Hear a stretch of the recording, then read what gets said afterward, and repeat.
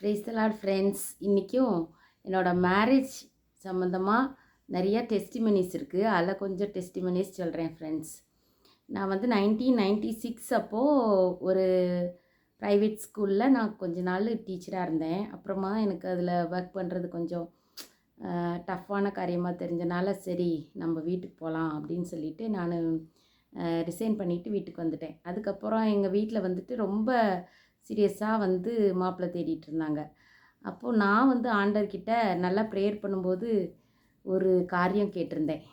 நிறைய பேர் வந்து பொண்ணு அப்படின்னு வருவாங்க. ஆனால் யாராவது ஒருத்தர்கிட்ட சொல்லி விடுவாங்க. 3வது பேர், 4வது நபர் அப்படி தான் வந்து வருவாங்க. நான் ஆண்டவர்கிட்ட எப்படி ப்ரேயர் பண்ணியிருந்தேன்னா, என்னை வந்து யார் பொண்ணுக்கு நான் யாரை கல்யாணம் பண்ணுமோ அவங்க வந்து தைரியமாக எங்கள் வீட்டில் வந்து பொண்ணு கொடுங்கன்னு கேட்கணும். அப்போது வந்து அது உங்களோட சித்தம்னு எடுத்துக்குவேன் அப்படின்னு சொல்லிவிட்டு நான் ஆண்டவர்கிட்ட சொல்லிகிட்டே இருந்தேன். அப்போது நிறையா அம்மா சொல்லுவாங்க, நீ கம்பல்சரி வீக்லி ஒன்ஸ் ஆகுது நீ வந்து உன்னோட மேரேஜுக்காக ஃபாஸ்ட் பண்ணி ப்ரேயர் பண்ணணும் அப்படின்னு சொல்லுவாங்க. நான் ஃபாஸ்டிங் பண்ணி காலையில் ஃப்ரைடே ஃபாஸ்டிங் ப்ரேயர் பண்ணுவேன். பண்ணிவிட்டு காலையில் இருந்துட்டு மதியானம் வரைக்கும் மட்டும் ப்ரேயர் பண்ணுவேன். அப்போது ஆண்டவர்கிட்ட நிறைய காரியங்கள் நான் கேட்க தான் செஞ்சேன். அவங்க என்ன சொன்னாங்கன்னுலாம் எனக்கு தெரியல. ஆனால் நான் வந்து கேட்ட காரியம் ஃபஸ்ட்டு யார் வந்து தைரியமாக கேட்குறாங்களோ அவங்களுக்கு நான் எஸ் சொல்லணும். ஏசப்பா அது நீங்கள் தான் அனுப்புகிறவங்க அப்படின்னு நினச்சிக்குவேன் அப்படின்னு சொல்லியிருந்தேன். 2வது காரியம் வந்துட்டு வீட்டில் வந்து மேரேஜ் முடித்து போகும்போது சுற்றி கிறிஸ்டின்ஸ்லாம் வேணும். ஆப்போசிட் ஹவுஸில் கிறிஸ்டின்ஸ் இருக்கணும், சைடில் கிறிஸ்டின்ஸ் இருக்கணும் அப்படின்னு ஒரு கோரிக்கை 2வது கோரிக்கை கேட்டிருந்தேன். அப்படி இருக்கும்போது 97 அப்போது எங்கள் மாமா சர்க்குணராஜ் சார் அவங்க எங்கள் மாமா அவங்க வந்துட்டு ஒரு லெட்டர் எழுதியிருக்கிறாங்க. எப்படின்னா, உன்னோட ஃபஸ்ட் டாட்டரை வந்து எனக்கு என்னோடய பையனுக்கு கல்யாணம் பண்ணணும், நீ வந்து சம்மதம் சொல்கிறியா, தந்தால் நல்லாயிருக்கும் அப்படின்னு சொல்லிட்டு லெட்டர் எழுதியிருக்கிறாங்க. எஸ்டேட்டில் நாங்கள் இருக்கிறோம், கேரளாவில் ராஜமலை அப்படின்ற எஸ்டேட்டில். அப்போது அந்த லெட்ரு வந்து என் கையில் வந்து கிடச்சிருது. நான் வாசித்து பார்த்துட்டு இவங்க தைரியமாக நம்மளை வந்து ஃபஸ்ட் டைமாக கேட்குறாங்க. அப்போ இது ஏசப்பா கிட்டேருந்து வர்ற காரியந்தான் அப்படின்னு சொல்லிட்டு நான் வந்து டிட்டர்மின் பண்ணிட்டேன். அப்புறம் அம்மா அப்பா கிட்ட அந்த லெட்ரு போச்சு. அம்மா அப்பா வந்துட்டு கொஞ்சம் உடன்பாடு இல்லாமலே ரொம்ப நாள் இருந்துகிட்டே இருந்தாங்க. ஆனால் என்கிட்ட மறுபடி 3 டைம்ஸ் பேசி பார்த்தாங்க. இவ எதனாச்சும் நோ சொல்லுவா அப்படின்லாம். ஆனால் 3 டைம்ஸ் என்கிட்ட கேட்கும்போது நான் வந்து இல்லை எஸ் அப்படின்னு சொல்லிட்டேன். அப்புறம் எங்கள் அப்பா வந்துட்டு ஓகே அப்படின்னு சொல்லிவிட்டு அவங்களும் இவ எஸ்ஸே சொல்லிட்டு இருக்கலாலே பண்ணிடலான்னு சொல்லிட்டு பண்ணிட்டாங்க. அப்போது வந்துட்டு நான் வந்துட்டு மேரேஜ் அப்போ வந்துட்டு நல்லபடியாக நடத்துனாங்க. 2 பேர் வீட்டுக்கும் சேர்த்து எங்கள் வீடும் எங்கள் ஹஸ்பண்டோட வீடும் பக்கம் பக்கம் இருக்கும் ஊரில். அவங்க 2 வீடையும் சேர்த்து வச்சு மேரேஜ்லாம் பண்ணாங்க. அப்படியே ஊரில் பாதி பேர் சப்போர்ட்டு, பாதி பேர் அகெயின்ஸ்ட்டு அப்படிலாம் இருந்துச்சு. ஆனாலும் ஆண்டவர் எங்கள் கூட இருந்தாங்க. ஆண்டவர் வந்துட்டு எங்களுக்கு நல்ல ஒரு ப்ராமிஸ் வேர்ஸ் கொடுத்தாங்க. யோபுவில் வரும், அவன் வாசஸ்தலங்களை விசாரிக்கும்போது குறைவே காண மாட்டாய் அந்த வசனத்தை சொல்லி எனக்கு வந்து ஆறுதல் படுத்தினாங்க. நல்லா இருந்தது. ஆனால் பெரிய பிரச்சனை இருந்துச்சு ஃப்ரெண்ட்ஸ் மேரேஜுக்கு அப்புறம்.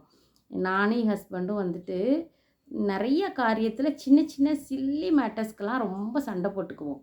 அப்படி இருக்கும்போது நாங்கள் சென்னைக்கு கிளம்புனோம். அதுக்கு முன்னாடி மேரேஜுக்கு வர முடியல, லேட்டாக வரோன்னு சொல்லிவிட்டு ரூபின்னு ஒரு அக்கா இருக்கிறாங்க காவக்காட்டில். அவங்க வந்து நல்ல ப்ரேயர் வாரியர். அவங்க வந்து எங்களுக்காக ப்ரேயர் பண்ணிவிட்டு அவங்க வந்து ஆவியில் ஜெபம் பண்ணும்போது சொல்கிறாங்க, கர்ப்பத்தை தடை செஞ்சு கொண்டிருக்கிற 3 ஆவிகளை கட்டிந்து ஜெபிக்கிறேன் அப்படின்னு ரொம்ப ஆவிக்குள்ளே நிறைஞ்சி ஜெபம் பண்ணும்போது என் ஹஸ்பண்ட் அதை ஃபீல் பண்ணியிருக்கிறாங்க.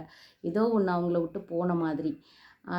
அப்புறம் ப்ராப்ளம் அப்படி கொஞ்சம் கொஞ்சம் இருந்துகிட்டே இருந்துச்சு. மறுபடியும் சண்டை தான் இருக்கும், ரெகுலராக சண்டை இருக்கும். சென்னைக்கு போனோம். சென்னையில் வந்துட்டு ஒரு வீடு ரெண்ட் ஹவுஸ் எடுத்துகிட்டு அவங்க ஒரு ஆஃபீஸில் ஒர்க் பண்ணாங்க.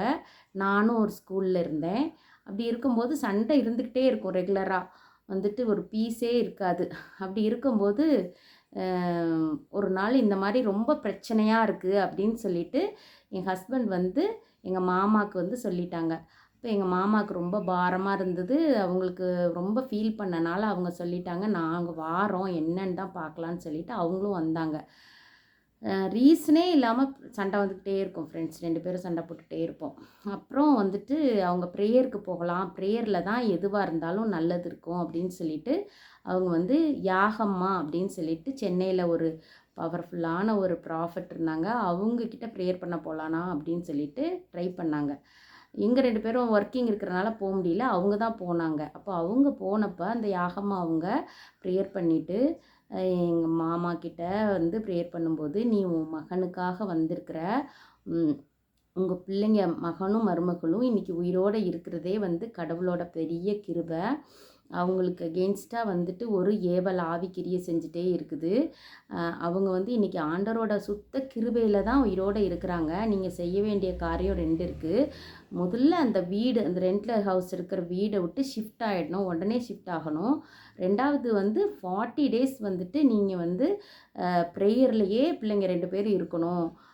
ஒரு கேண்டில் லைட் பண்ணி நீங்கள் அந்த டைமை ஆண்டவர்கிட்ட ரொம்ப ப்ரேயர்லேயே ஸ்பெண்ட் பண்ணணும். இந்த 2 ஐடியாஸும் அவங்க கொடுத்துட்டு, அவங்களும் ப்ரேயர் ஆயில் கொடுத்துட்டு இதை உடனே போய் பிள்ளைங்களுக்கு கொடுங்க அப்படின்னு சொல்லிட்டு, அப்புறம் மாமாவும் அத்தையும் வந்துட்டு ப்ரேயர்லாம் பண்ணிவிட்டு அவங்க ஊருக்கு கிளம்பிட்டாங்க. மறுபடி அந்த ப்ரேயர் ஆயிலை எடுத்துகிட்டு நான் வீடு ஃபுல்லாக, அந்த ரெண்ட் ஹவுஸ் ஃபுல்லாக நான் வந்து சிலுவை போட்டே வச்சுருவேன்.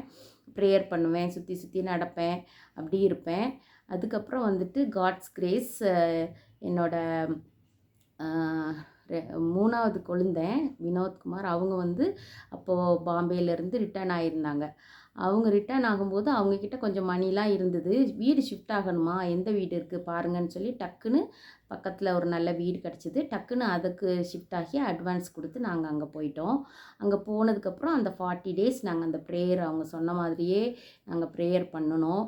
ப்ரேயர் பண்ண அந்த ஃபைட்டு, அந்த சண்டை இது எல்லாமே சரியாயிடுச்சு. ஃபேமிலிக்குள்ளே அந்த இருந்த ப்ராப்ளமும் அது எல்லாமே சரியாயிடுச்சு.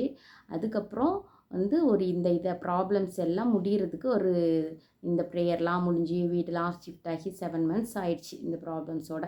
அதுக்கப்புறம் வந்து ஒரு பெரிய சமாதானம் வந்துச்சு. அதுக்கப்புறம் தான் என்னோடய ஃபஸ்ட் டாட்டரே கன்சீவ் ஆனா. அந்த மாதிரி ஒரு பெரிய கிருபை ஆண்டவர் எங்களுக்கு பாராட்டினார் ஃப்ரெண்ட்ஸ். இந்த மாதிரி ஆண்டவர் வந்துட்டு தன்னோட பிள்ளைங்க லைஃப்பில் அவரை இறுக்கமாக பிடிச்சிக்கொள்கிற பிள்ளைங்க லைஃப்பில் பெரிய பெரிய போராட்டம் வரும், பிசாசுங்க கூட தொந்தரவு பண்ணும். ஆனால் எல்லாவற்றின் மத்தியிலையும் நம்மளுக்கு ஜெயம் கொடுக்குற ஆண்டவர் நம்மளோடு இருக்கிறார் ஃப்ரெண்ட்ஸ். இந்த மாதிரியே சில பேர் ப்ராப்ளம்ஸ்குள்ளே, மேரேஜ் ப்ராப்ளம்ஸ்குள்ளே, இந்த மாதிரி பிசாசு ஏவல் பிரச்சனைக்குள்ளே போயிருந்துருப்பீங்கன்னா, இல்லை இப்போ இருந்திருப்பீங்கன்னா நீங்கள் மனசு விட்டுறாதீங்க. நம்ம கர்த்தர், நம்ம ஏசப்பா மிகுந்த வல்லமையுள்ள தேவன். அவர் எல்லா கிரியைகளையும், தீய கிரியைகளையும் அழித்து நம்மளை வாழ வைக்கிறதுக்கு வல்லமை கொண்டிருக்கிறார் ஃப்ரெண்ட்ஸ். அதுக்கப்புறமா ஒரு டிசம்பரில் கன்சீவ் ஆகி அதுக்கப்புறம் வந்துட்டு செப்டம்பரில் என்னோடய ஃபஸ்ட் டாட்டர் பிறந்தாங்க. இப்படி ஆண்டவர் எங்கள் லைஃப்பில் ஒரு பெரிய அதிசயத்தையும் அற்புதத்தையும் விடுதலையும் கொடுத்து எங்களை வாழ வச்சார் ஃப்ரெண்ட்ஸ். ஆண்டவருக்கே மகிமை உண்டாகட்டும். சாட்சிகள் தொடரும் ஃப்ரெண்ட்ஸ்.